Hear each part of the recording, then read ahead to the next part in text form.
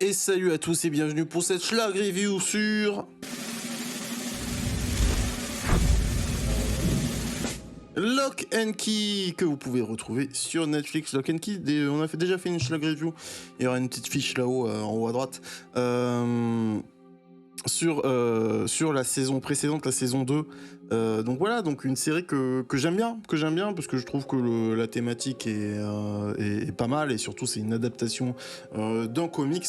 Et donc pour vous replacer vite fait, au cas où vraiment vous ne sachiez pas de quoi ça parle, Lock and Key, c'est une série donc où tu suis la famille Locke qui va subir la mort du père de famille en fait, et donc la famille va décider de se rapatrier, entre guillemets, c'est pas du tout le bon mot, vers la famille, vers la ville natale de leur père, là où ils ont une maison familiale qui s'appelle la Key House, qui est une espèce d'énorme manoir, comme on peut le voir là. Comme son nom l'indique, en fait, elle referme des clés, vous pouvez le voir là, qui referment, en fait, qui donnent des pouvoirs. Pourquoi ? C'est tout l'enjeu de la série.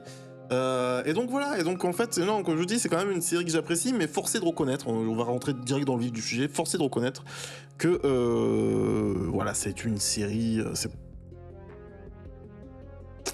c'est une série au quêtière, quoi. Ce que je veux dire, c'est que c'est pas une série que j'ai pas pris du déplaisir à la regarder, mais c'est vrai que bon,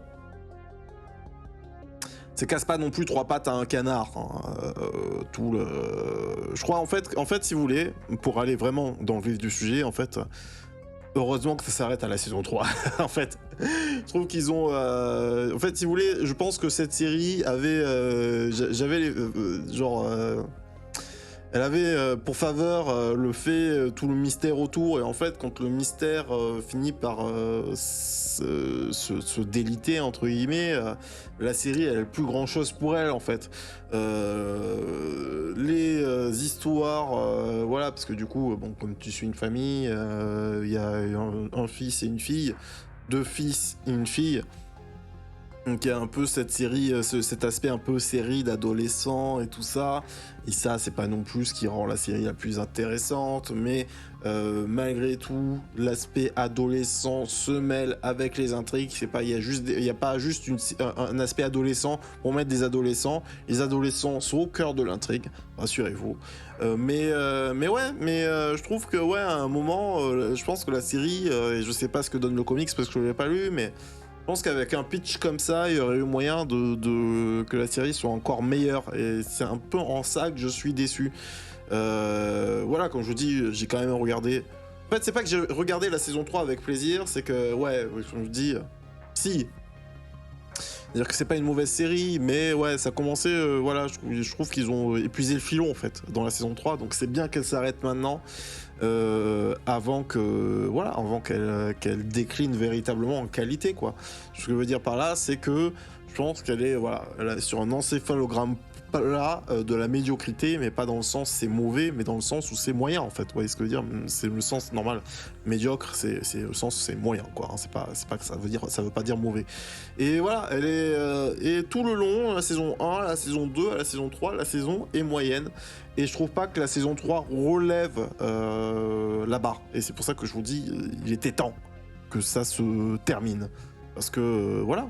Mais malgré tout, voilà, si vous savez pas quoi regarder et que vous avez regardé toutes les séries de qualité que je vous conseille lors des dernières Schlag Review, hein, laissez-vous tenter par la Kios. Si vous voulez regarder, en fait, voilà, pour moi, c'est limite une série idéale. Et c'est en ça, pour moi, c'est du coup pas une excellente série. C'est une série idéale si vous faites un truc à côté, quoi.